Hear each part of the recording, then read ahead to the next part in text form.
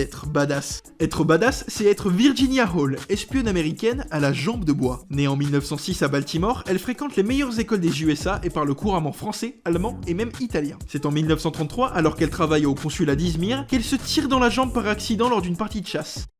Oui bon, après j'ai glissé, ça peut arriver à tout le monde, non? Elle se fait amputer sous le genou et conçoit pendant sa convalescence une prothèse qu'elle appellera Cuthbert. Malgré sa jambe de bois, elle devient infirmière dans l'armée française et conduit sa propre ambulance. C'est un peu plus tard, pendant une virée dans un bar, qu'elle fait la connaissance de Nicolas Boddington, numéro 2 du SOE, qui la recrute. Opérant en France, elle est surtout active à Lyon et Vichy et participe notamment à l'évasion spectaculaire de 11 agents du SOE du camp de Mozac en épousant 2 gardiens. Malgré sa traque quasi constante par la Gestapo, elle garde la tête froide. En 1944, elle travaille pour l'OSS et se déguise même en vieille femme pour soutirer les infos aux Allemands, puis monte un maquis de 1500 hommes détruisant ponts, chemins de fer, dépôts et nazis. Bien après la guerre, elle prend sa retraite à 60 ans pour profiter de sa vie aux côtés de son mari Paul Gouaillot. C'est de la folie furieuse. Voilà ce que ça fait